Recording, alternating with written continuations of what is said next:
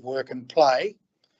We pay our respects to the Darkinjung country and elders past and present. We recognise the continued connection to these lands and the waterways and extend this acknowledgement to the homelands and stories of those who also call this place home. We recognise our future leaders and the shared responsibility to care for and protect our place and people. I remind everyone that this meeting is being recorded and webcast, as is required by the operational procedures for local panels, and there's to be no other recording or filming of this meeting. Following the meeting, the panel will meet separately in a closed meeting to confer and discuss each of the items on today's agenda and formulate our decisions. The decisions from the meeting and the audio recording should be available on the website of the Council, ordinarily within 7 days of the meeting and usually earlier. So please turn your electronic devices to silent.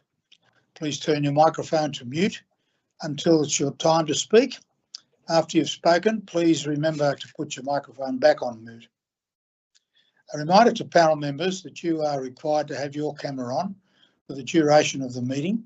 For all other attendees, you do not need to have your camera on, but when you do come to speak, please turn the camera on and ensure that you introduce yourself so that the panel is aware of who's speaking at any given time. We also ask that if you could refrain from entering comments into the chat box in relation to the matters before the panel. The chat box may be used to advise the Secretariat of any technical issues or other minor matters. Comments made in the chat in relation to the applications will be deleted and not considered. My name's Terry Sheehan and I'm the chair of this meeting today.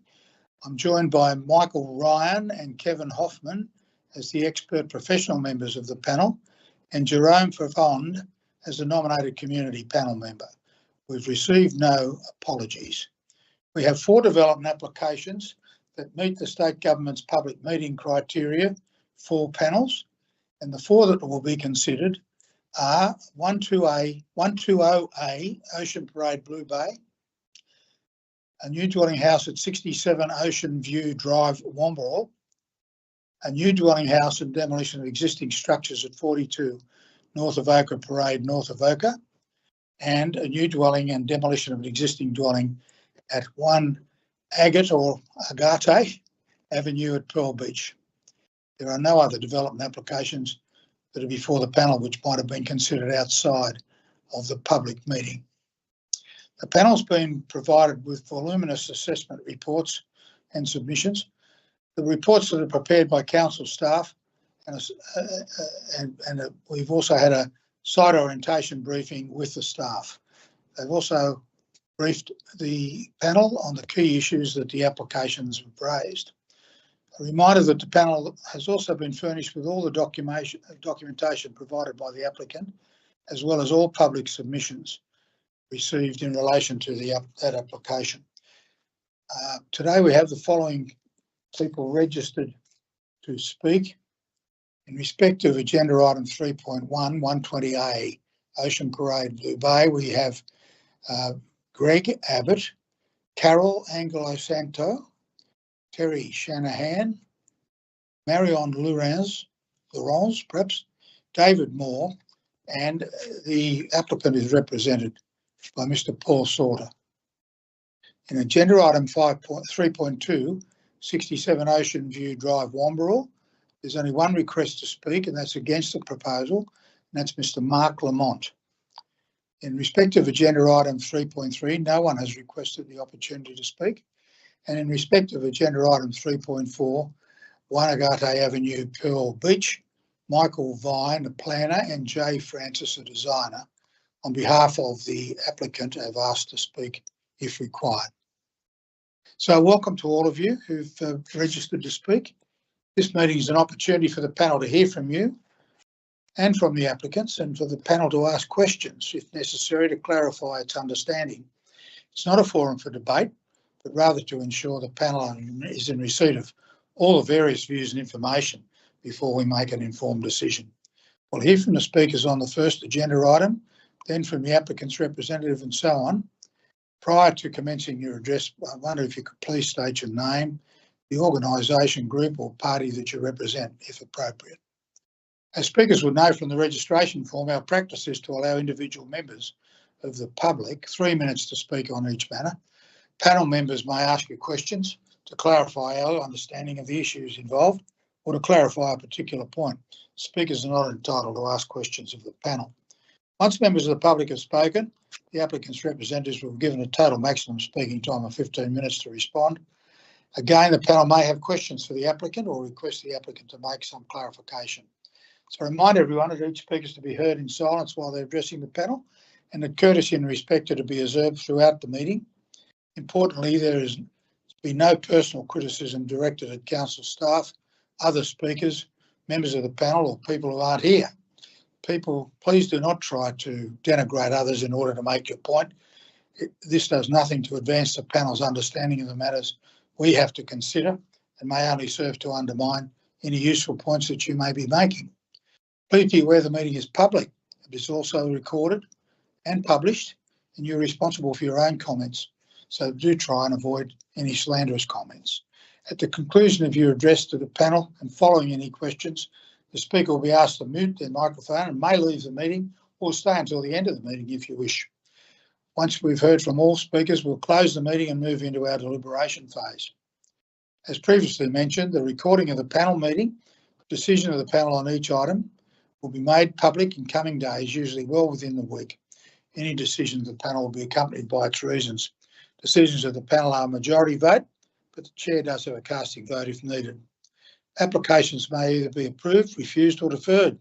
It's possible the panel may make a different decision than recommended by council staff. If a matter is deferred, it is also possible the panel may subsequently determine it by electronic means without another public meeting. All members of the panel are required by the Code of Conduct to make declarations of conflict of interest. We're given the opportunity to do that in writing prior to the meeting. I have not yet submitted mine, but I've submitted mine by email.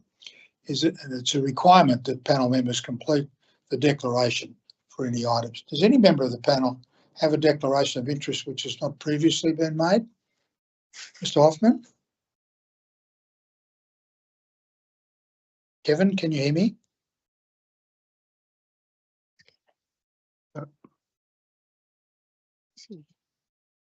Mike Ryan? My mic is muted.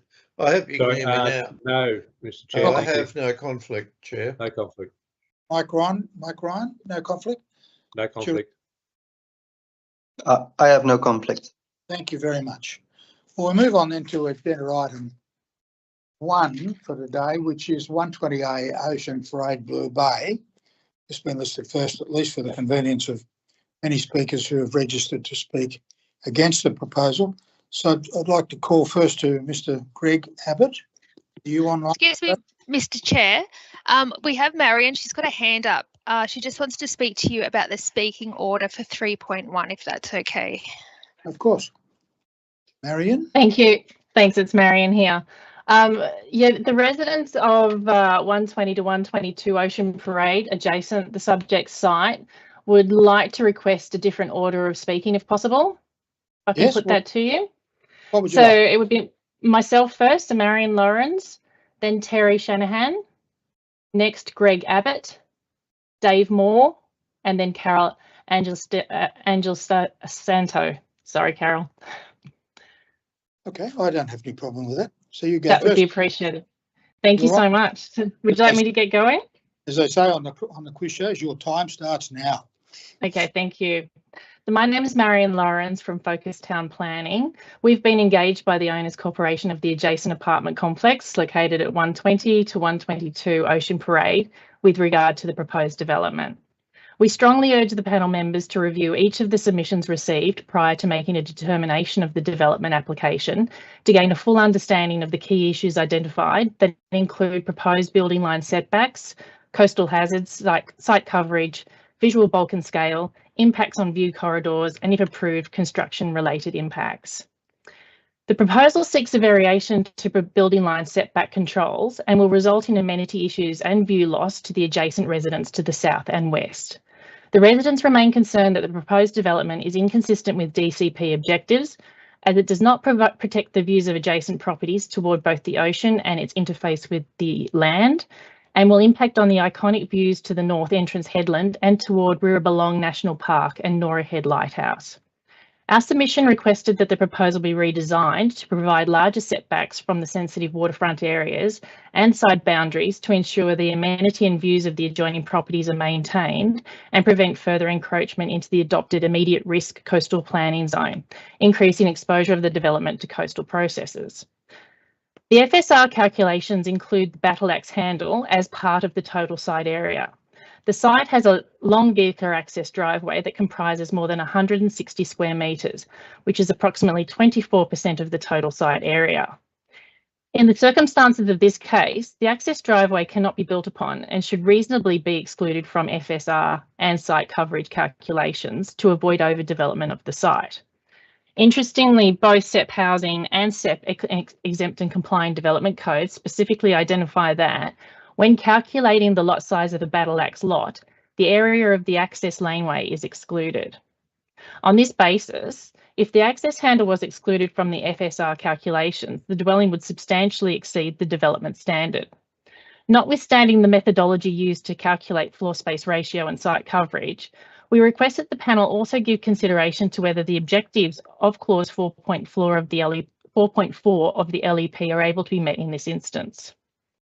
As per the planning principles established by Tenacity Consulting versus Warringah in the Land and Environment Court, consideration must be given as to whether a more skillful design could provide the applicant with the same development potential and amenity and reduce the impact on the views of neighbours. In this case, it's considered that an amended design should be pursued to provide for reduced building line setbacks and a more sympathetic building bulk and scale, and reduce the impact on the views of neighbours consistent with the Land and Environment Court ruling. The residents have concerns about the increased number of bedrooms proposed, potentially raising demand for on-site car parking and potential for the basement level to function as a separate dwelling or granny flat. There's limited opportunity for vehicles to manoeuvre within the site, raising concerns about the ability to enter and exit in a forward direction, potentially resulting in insufficient on-site parking and additional traffic congestion along Ocean Parade. Thank you for your time and consideration of our submission. Thanks for your compliance with time too, Marion. Thank you. Terry Shanahan. Yes, can you hear me? I can hear you but not see you, I'm afraid. Okay, what do I do there? Camera? Can you hear me? See me? Good idea. My camera's on. Your camera's on, Terry. Yes, you're right. Okay.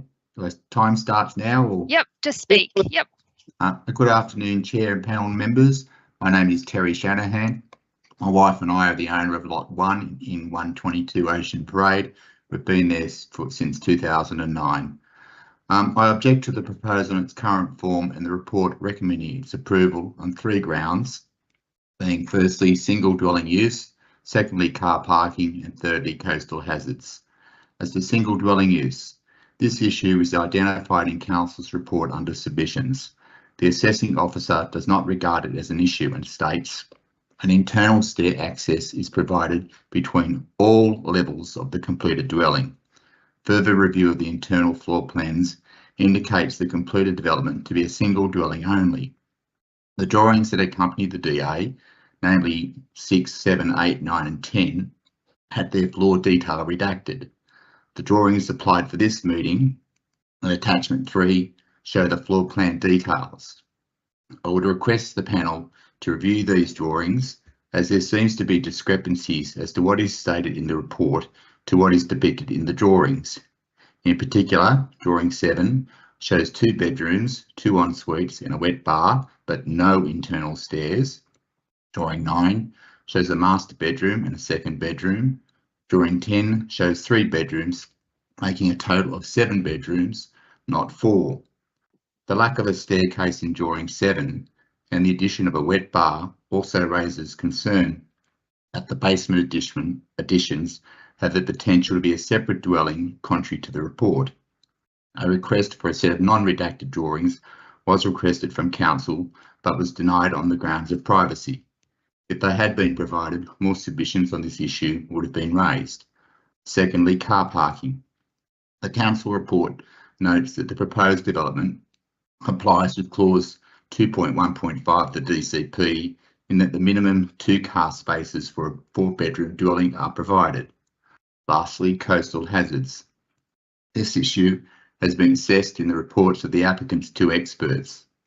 A resolution of council's initial concerns seems to have been resolved by adopting the recommendations and advice of these 2 experts.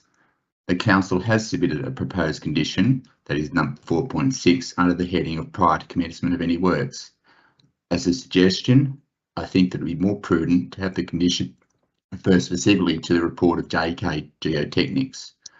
I'm concerned regarding the 2 crib walls and the 2.1 metre brick retaining wall along the southeast boundary. JK prescribed several recommendations and measures which council has provided for in a proposed condition 5.8. As I said about condition 4.6, I think it would be prudent if the actual report was referenced rather than a general statement. The proposed approved conditions in their form do not embrace the post-construction measures as noted in part 4.7 of the report under landslide risk management. I would suggest that a condition be added requiring the applicant to enter into a positive covenant with council to be registered on title, incorporating the experts' risk managers, as well as including a provision for the landowner to keep the walls, especially the eastern crib wall, insured for replacement and public liability. Taking this step should make the current owner and any subsequent owner aware of the post-construction obligations recommended by the geotechnical expert to ensure that the landslide risk is minimised. If this suggestion is acceptable, then perhaps it could also be stated that in addition to providing copies to council, a further copy of any inspection reports and insurance certificates be provided to each adjoining landowner. A separate positive covenant might also be beneficial regarding the use of the dwelling as a single separate occupancy. Thank you for your time. Thank you for yours. Thank you very much, Mr. Shanahan. The third person is Mr. Greg Abbott. You there, Mr. Abbott?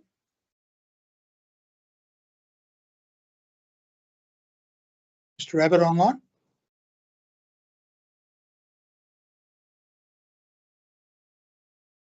His microphone's not on, Chair.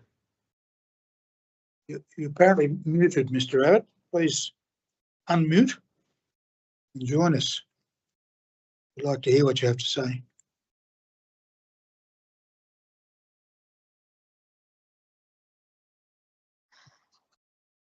I'm not hearing from Mr. Abbott. Mr. Abbott, can you see a picture of a microphone? You just have to click on the picture of the microphone. I can't do that for you. Mr. Abbott, we cannot hear you. We can see you. You must open your microphone. There's a picture of your microphone. It will have a line through it on your screen. You must unmute the microphone. Top right-hand corner. Okay, is that? Oh, it's off. Yes, that's good. Yeah, okay. That's it. Got it. Welcome. Sorry about that. My apologies.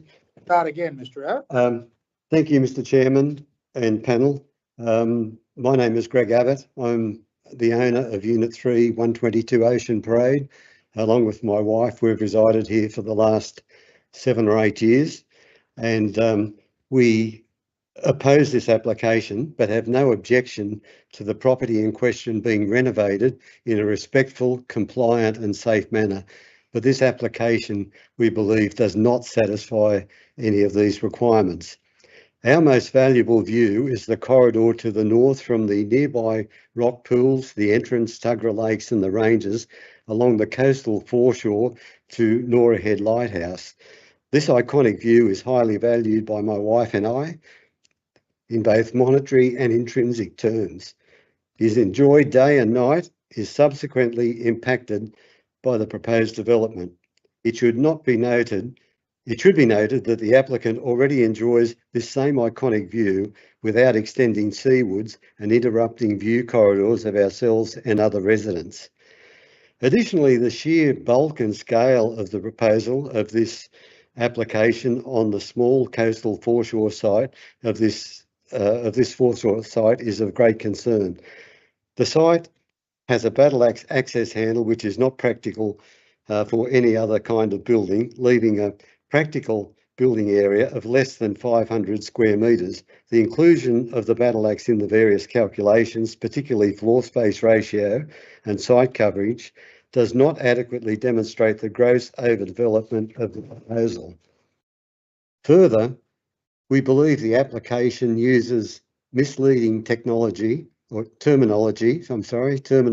in order to circumvent coastal foreshore environment protection plans. Example being basement, which is clearly the ground floor, as highlighted in figures 5 and 6 of the report, thus enabling the proposed additions to move further seaward than the 6 metre and 10 metre rules. Compliance in this respect would considerably reduce the impedance of neighbours' view corridors. Additionally, the geotech report fails to mention the system of pits that run underground within the construction area adjacent to the failed southeast boundary retaining wall with our property. We believe this should have been addressed and assessed in the geotech report. Finally, the floor plans submitted in the proposal do not show any internal access from the lower level development to any other section of the dwelling. As such, leading us to believe it is not a single dwelling as proposed and has the ability to easily be used as 2 separate dwellings. Additionally, included plans show a total of 7 bedrooms, 2 on the ground level, 2 on the first level and 3 on the second level. The council recommendation states a total of only 4 bedrooms. This proposal includes a number of non-compliant issues, contradictions, and leaves many critical questions unanswered, and we respectfully ask the panel, therefore, to refuse the application. Thank you. Thank you, Mr. Abbott. Thank you very much indeed. David Moore.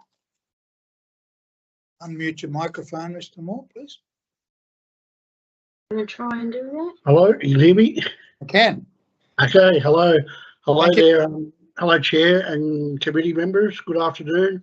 I'm David Moore and my lovely wife Michelle's next to me. We're the owners of number 7. We bought our property with the promise of sea views, only to be now having this discussion about potentially losing them.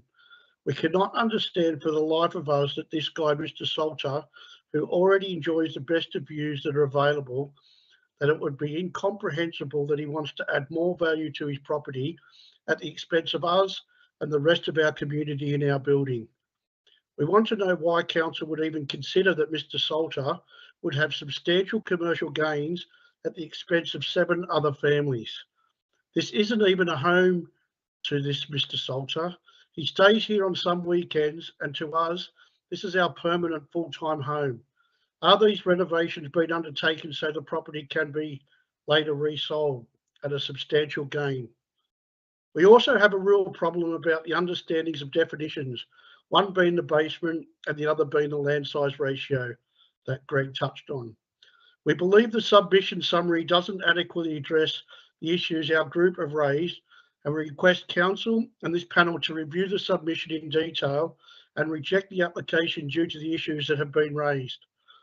After viewing the property from the back, it looks like the easement runs right through the backyard. Therefore, we are at a loss as to how a plunge pool could even be a consideration. If we do get to the construction stage, will the management plan include an asbestos register? We also have issues with the access and egress, as we will be the most affected with noise and lack of privacy, especially with the large vehicles and machinery, as they don't have the provision to drive in, turn around and drive out. All of our bedrooms are located next to the only access and egress to the property, and our main bedroom overlooks the entire back of Mr. Salter's house. How will council manage their duty of care to the public during this time, especially families with children who park in the street in order to go to the beach? Construction-related impacts need to be carefully managed, noting the close proximity of neighbouring residents and limited accessibility of the site. The development application does not appear to have addressed construction-related impacts at all, which are likely to be exacerbated by the narrow driveway width and lack of manoeuvring space within the site.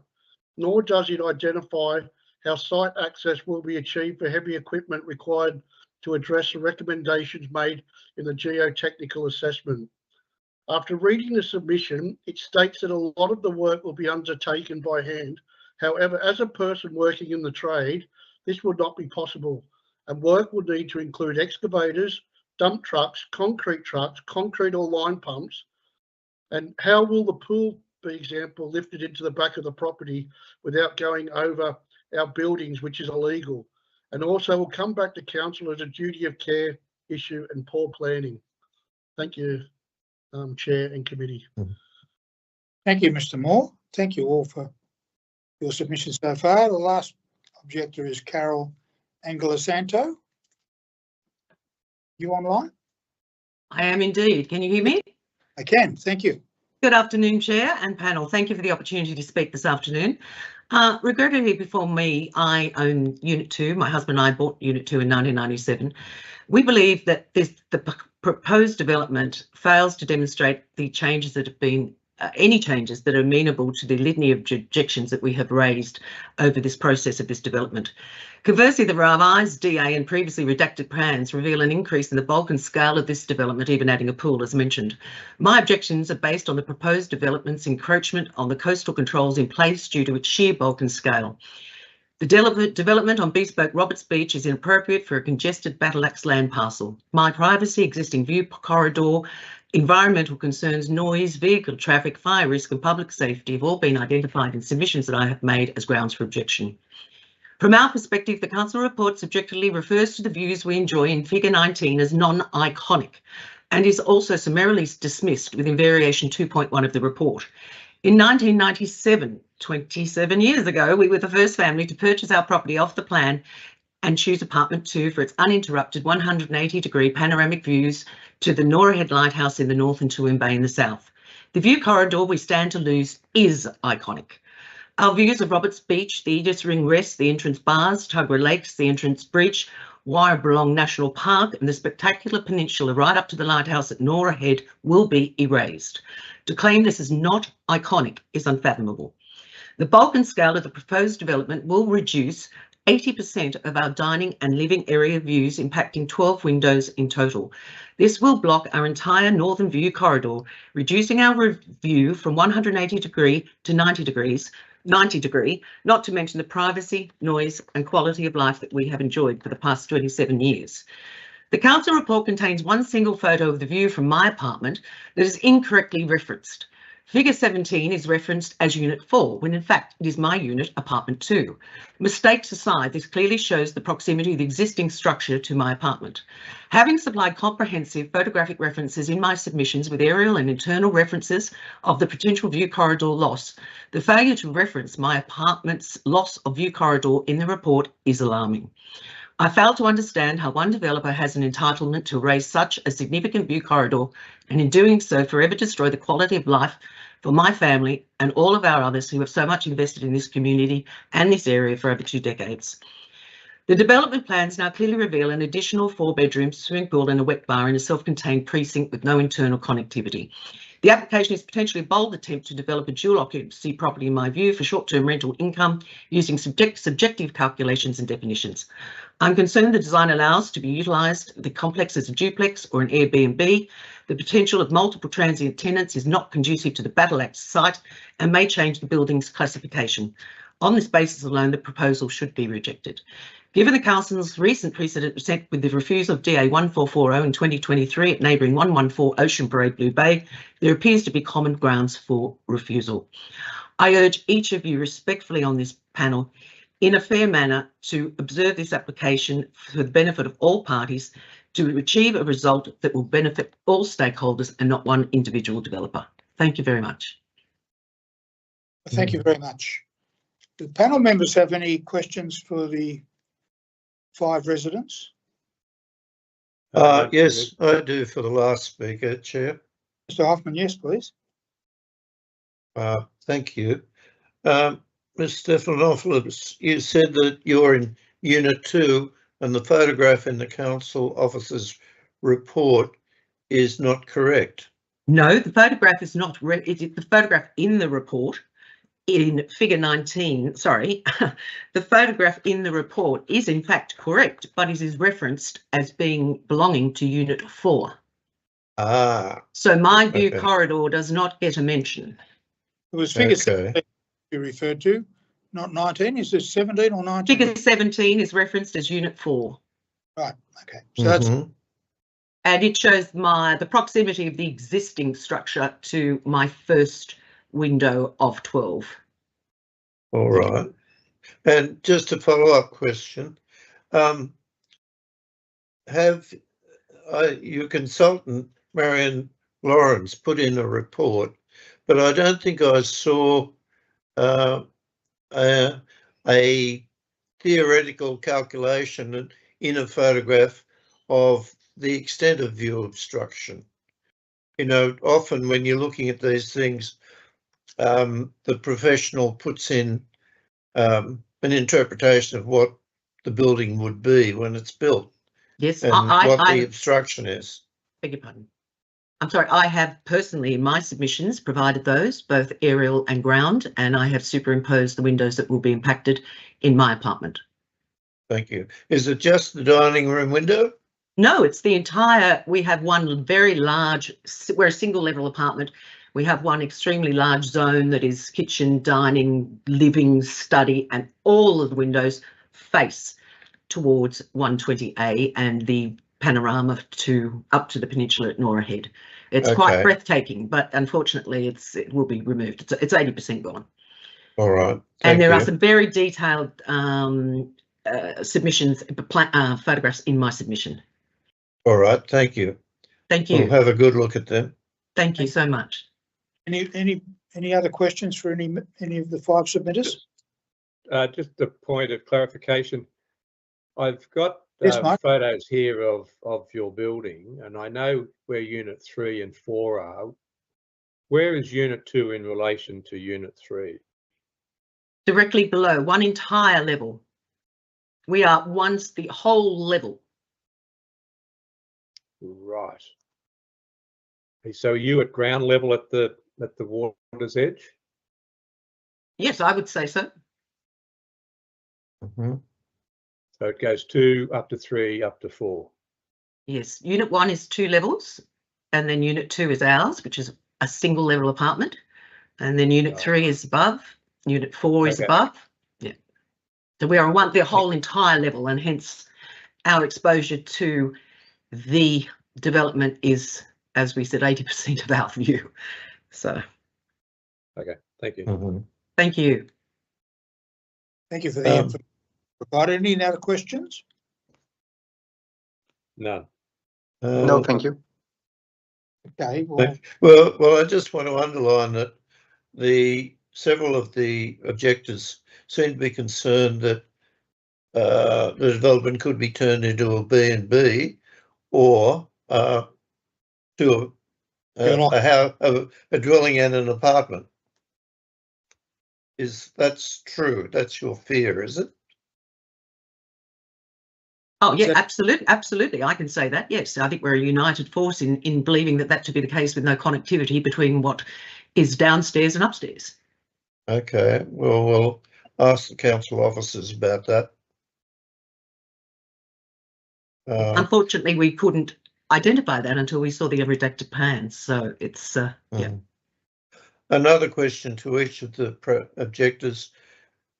We were told in the council officer's report that in fact there was an original proposal which would have blocked more view, but that original proposal had been reduced in order to reduce the view loss. Did you see the amended plans? Greg, would you like to speak to that? Could I answer that one? Yes, there was a very marginal reduction in the angle of the roof, but it was so marginal, quite frankly, it made zero difference to anyone's view corridor. Okay. Can I ask who that was speaking then? That was Greg Abbott. Thank you. Thank you. Can I just add on that too? Like, I haven't seen the other submissions, but we're not talking about the percentage of view. We're talking about any view. Why should we be entitled to lose any view? I'm David, by the way. Yeah, why should we be entitled to lose any view, any of us, for this guy's gain who already enjoys the best views on the coast? Why is that? Okay. Thanks, Mr. Moore. Yep. Any other questions of the objectors? Yes, I do. Terry Shanahan. You can't ask. I'm sorry. So it was just to follow on from Mr. Abbott's comment. That was all. There was just 2 other items that he just missed out on. Yeah, please tell us.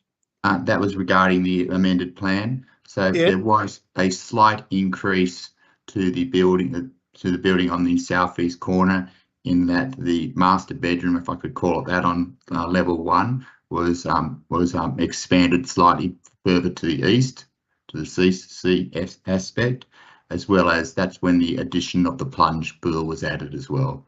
So there was those 2 other items. So we had a reduction in height, the ceiling, the roof line, and we had a slight forward addition to that southeast corner, as well as the plunge pool. Right.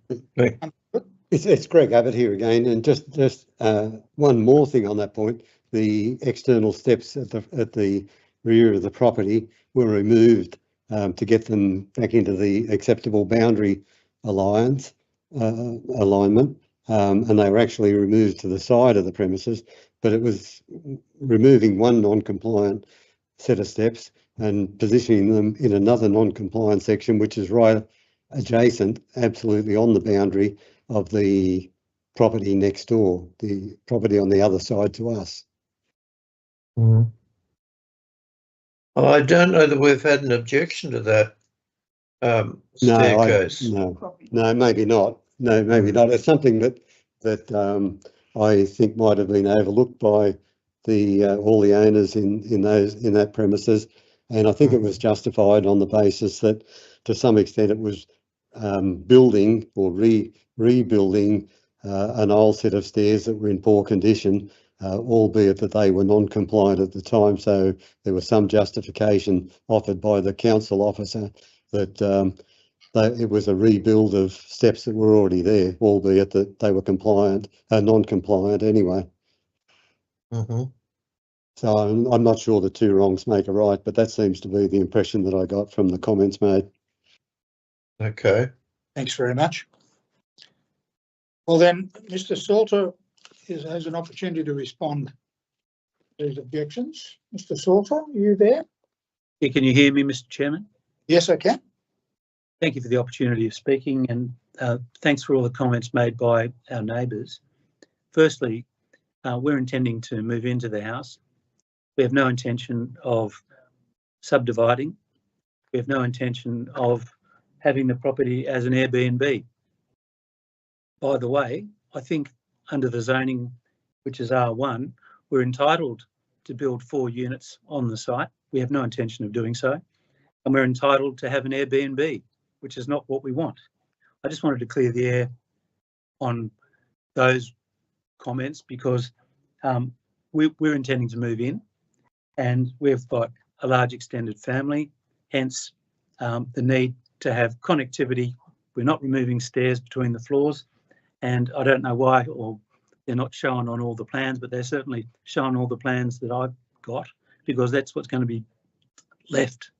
Look, I think what's being missed by my neighbours is we're entitled to build a building which is 9.5 metres high. We're not touching the height on the bulk of the building, which is only 7 metres high. We're only intending to build an extra 42 square metres of lettable area. It's still below the floor space ratio. I appreciate people think that we're trying to build an enormous structure. We're not.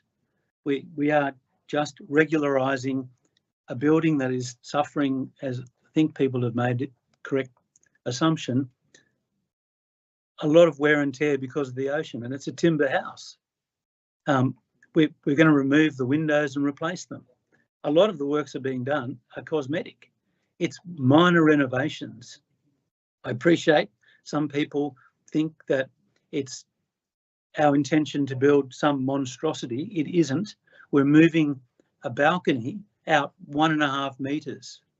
We're not in the whole building very much at all. So I think I don't want to say too much more than that. People don't like change, but however, all the people that are neighbours bought the property that they bought, knowing this house was there, a single low height house compared to the 4 stories that are next door. Presumably they thought at some point that could be redeveloped. Ironically, because of our very minor changes, the chances of it being redeveloped again in their lifetime is 0, because I won't have the money to do it. I can hardly afford to paint the place. You know, I think in general, we want to get along with people. We have not increased the height. When people asked us about it, we've got basically a flat roof. You know, I think there's been extraordinary hysteria about what we've got in mind and what the plans are before council, which are seriously very demonstrative of the modest and minor changes that are proposed. And I think the comment made about the northern boundary is the most relevant. Those people, our northern neighbours, haven't said a word about anything, because despite the fact we're redeveloping the car park roof of the front door, there's nothing to be worried about. I mean, seriously, most people look east. Most people don't look across the neighbour's front yard, which is the view that our current neighbours are complaining about they're going to be losing. And they're going to be losing to the point of 1.5 metres or less, which is minuscule.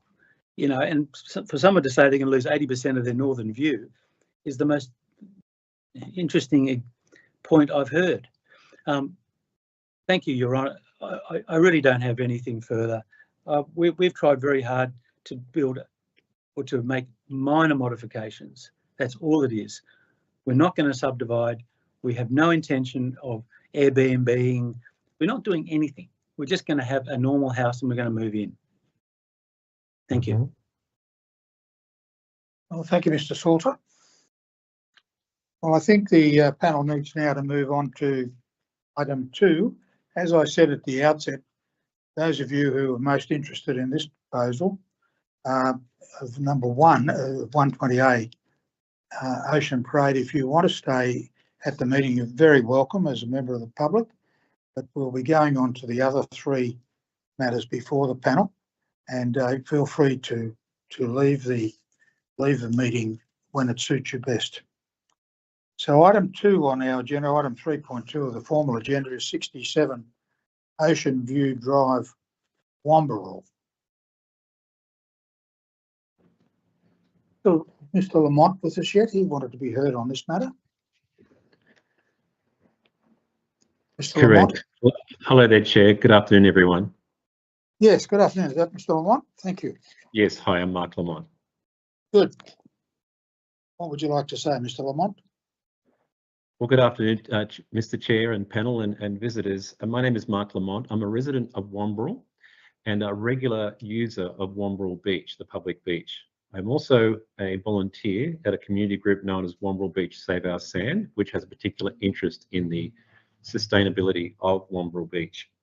I wish to object to the proposed development on 3 grounds, and I ask the panel to deny or defer a decision on this development on those grounds. All 3 grounds relate to the issue of coastal inundation, coastal erosion, and known coastal hazards, and they are self-evident even in the material, given the history of the site, it being a sand dune. The first ground for objection is that the development in its current form, the DA, does not comply with the Development Control Plan, the DCP, and I particularly draw the panel's attention to clause 3.2.3.5, and within that section 3235, section A, Roman numeral V for 5.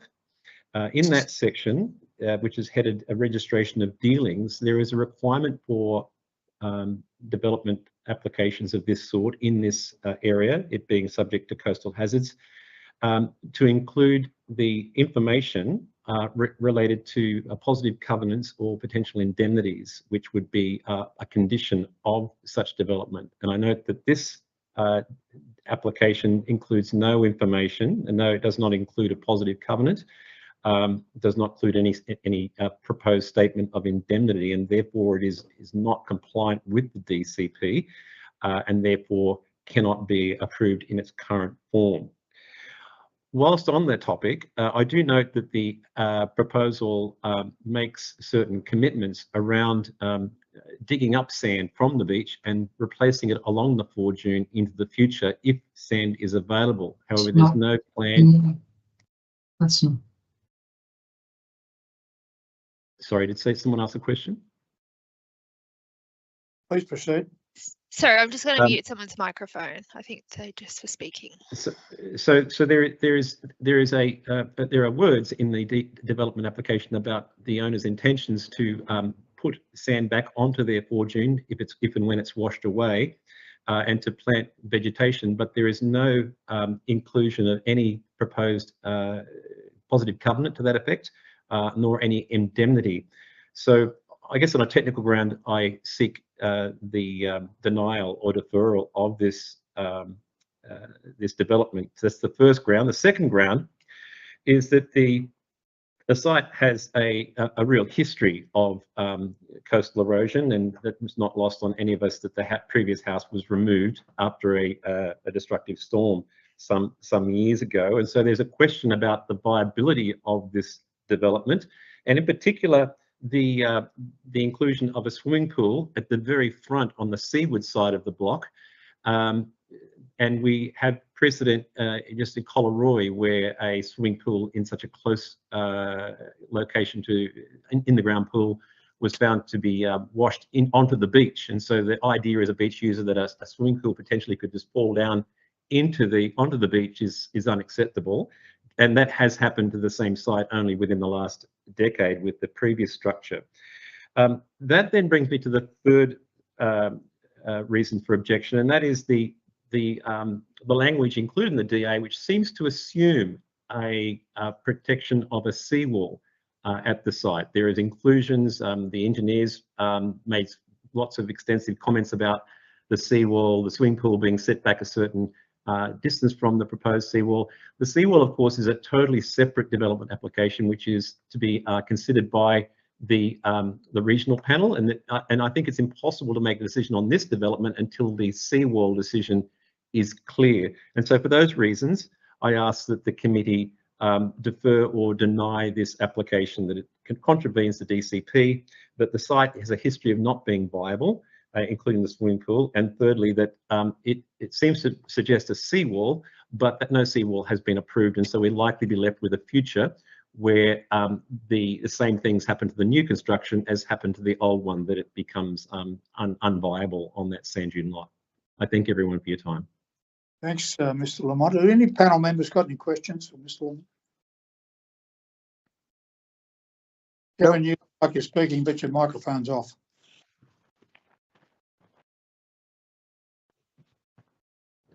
Mr. Hoffman, you need to unmute your microphone. Thank you. I have just found it. Thank you, Chair. Mr. Lamont, have you seen the drawings and have you seen the draft conditions and the report? Have I seen the drawings or the what, sorry? And the detailed reports about yes, coastal erosion. Yes. You realise that the design includes deep piling to completely support the house and the pool in the event of coastal erosion. And then there's extensive conditions about recontouring the site in the event that there is erosion in and around the house, which would still be standing, of course, because of the deep piling foundations. I did not find that to be the case in the application. The application has various references to if available. So there is no guarantee under this DA that sand would be available to do the works that you say. And none of that has been elevated as required by the DCP to the status of being a binding positive covenant. So, which is a requirement of the DCP. So there are words in there about the intention to restore sand, but only subject to that being available, and that is often not the case. And there's no plan of management as to how sand would be managed to be taken from the beach if there was sand. And the other thing too, in terms of the pilings, yes, I'm very familiar with the details around the pilings, but those are not necessarily satisfactory for the swimming pool, which is the most seaward element of the development.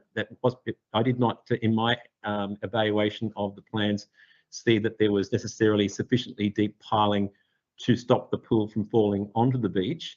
And then, of course, the other point is that whilst the piling is there, and there are many other houses along that beach that have pilings, those houses are often also subject to positive covenants, which are not being adhered to, nor are they being enforced.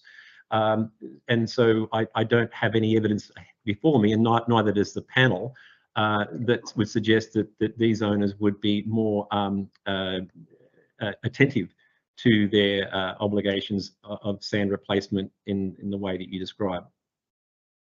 All right, thank you.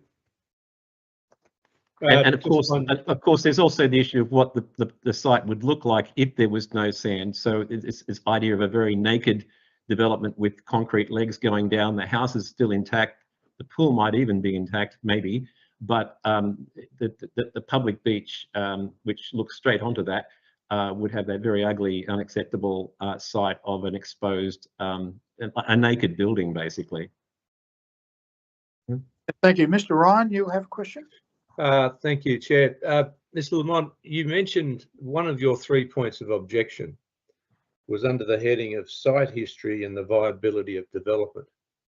Could you enlighten the panel on the reasoning of that point of objection as to why it should be deferred or refused? Yeah, sure. The current dwelling application is for a dwelling on the same site as where a dwelling previously existed, and that previous dwelling was found to be unviable and has been removed, as you would know from reviewing the material. So for the same reasons that the previous dwelling was not viable, I'm putting it to you that the proposed dwelling is not viable in terms of beach amenity and in terms of the practicality of being able to pull off this sand replacement, which has never occurred in that part of the beach in the past. So what would the applicant need to do to amend the application in order to build a house on that block? Okay, I would be suggesting that the building line which exists, that is something that the applicants could look at situating the development further back on the block rather than pushing it to the limit of a seawall that has not yet been put in place.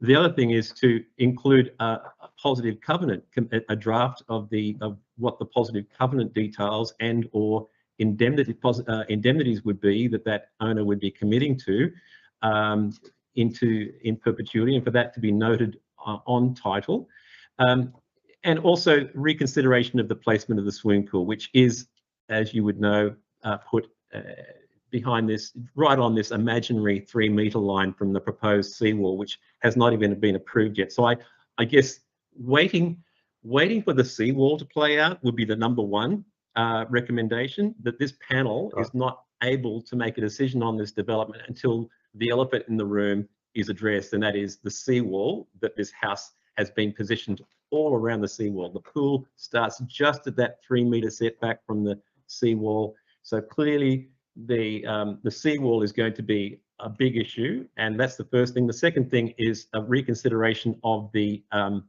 positioning of the house in relation to the building line. But the main thing is to have the inclusion of a positive covenant, so that we don't have a situation where, that once they move into their lovely new home, they might have a change of heart, they might have a change in their financial circumstance, they might sell the property, and whilst they said very nice and comforting things in their DA, if that's not binding and on title, then that will be a real problem for the beach's amenity. And I think for this panel, I would implore you to look at this DCP, and that other developments in recent years don't seem to be approved with the relevant positive covenants in the way they were properly applied in previous years. Okay, and the last final question, is there not, maybe council officers can help, is there not a recently completed new dwelling, I thought it was to the north of this site, being built? Are you aware of that? Yes, there is. Flat roof building? Yes, I'm aware of that property, and there are a couple of others that have a more bunkered style. Yeah. So did that one that I'm referring to, did it it's got a positive covenant over it? No, that's the concern. That's the concern. If you look through the history of positive covenants along that beach, as I have and others, there are about 24 or so, maybe 30 properties that do have positive covenants. They're all for developments that include bunkers and underground carports, garages, sorry, and piers of developments up until around 2016, 2015. Since then, certainly in the period, the last 4 years of council, the positive covenants don't seem to be applied in the way the DCP requires them, and that's why that was my first point in this development today. Okay, thank you. No further questions. All done. Well, thank you very much, everyone. Thanks, Mr. Lamont. Thank you. You're excused if you want to. Thanks all. Have a wonderful afternoon. Bye-bye. Thank you. Good. Thank you very much. We then move on to the third property, which is 42 North Avoca Parade, on which, as I understand, nobody has asked to be heard. So we can presumably pass over that and move on to the fourth, which is one, I call it Agate, but it might be Agate Avenue, Pearl Beach. I understand Mr. Vine and Mr. Francis are available if the panel has any questions for them. Are you there, Mr. Vine or Mr. Francis? Mr. Francis is there. He just has his microphone on mute. Please unmute Mr. Francis. Unless he stepped away from his desk and he can't hear.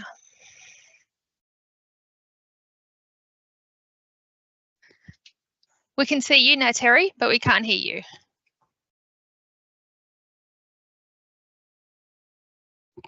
You're on mute, Mr. Chair. Sorry, I must have hit the microphone button when I was looking for Mr. Francis, who is at the moment immediately above it. Yeah, Mr. Francis is there, but he might not be next to his microphone because he's not answering. Oh, hello, there he is. this is Hello. Jay Francis. Bingo, thank you. Is Mr. Vine with you or not coming? No, we were called up by the planner that they were happy with everything and that we didn't really need to attend. So I'm just here just to sort of, just in case we need to speak about anything. Yeah. Well, let me ask my panel colleagues if they have any questions for you. Yep, thank you. I don't. Any other panel member got a question for Mr. Francis on behalf of the proponent? No, I don't, Chair. No. Excellent. Well, Mr. Francis, we thank you for your courtesy, but we don't really need to talk to you. Okay, great. All right. Okay, thanks. Thanks. Thanks very much. You. Okay, bye. Bye. Well, apart from the fact that I skipped over the minutes of the previous meeting, which we should note, we can't approve them because we're not the panel. Is there anything else we need to do in this public meeting? No. I think we're good. Well, I can declare the meeting closed then, unless the officers have anything else they want to do here. We'll adjourn this meeting, this public meeting, to meet and deliberate in private. As anybody else who's still with us would know that if we were meeting in person, we would hand down a decision, but as we will withdraw, we will publish a decision. That will be as soon as possible. I'd like to thank those who attended, whether they're still with us or not, and I declare the public meeting closed at 3:02. Thank you, Mr. Okay. Chair. What time would you like to come back? You want a break, guys? No, I'm happy to Yes. keep going, but I'll go with the consensus. Oh, I was just thinking 15-minute break. 15 And minutes. sorry, just to clarify, Mr. Chair, do you need any council officers, or you're happy with a private deliberation, or if you had any questions, you'd come back to us if you needed to? Officers for all four. Pardon me? I think we do need council officers. Oh, for- okay. Previously, we weren't included in the deliberation, so that's fine. We may have questions. Okay, that's great. We wouldn't like you to die wondering. Of course. Okay. Well, So why don't 15 we agree? Why don't we start in at 3:15? That's about Okay. 10 Okay, away. sounds good. Can I just Okay. ask Lisa, do we click on the The new link, the extra for The last. 4 o'clock, deliberate, yeah. yes, the 4 o'clock link, yeah, deliberation link, yep, at 3:15, Terry? Yes, I think 3:15. 3:15, Okay. sounds good. Don't Thank you. mess up all Perfect. Lisa's work. Okay. Thank Okay, you. thank you. Bye. Thanks Bye. all. Bye. See you Bye. then.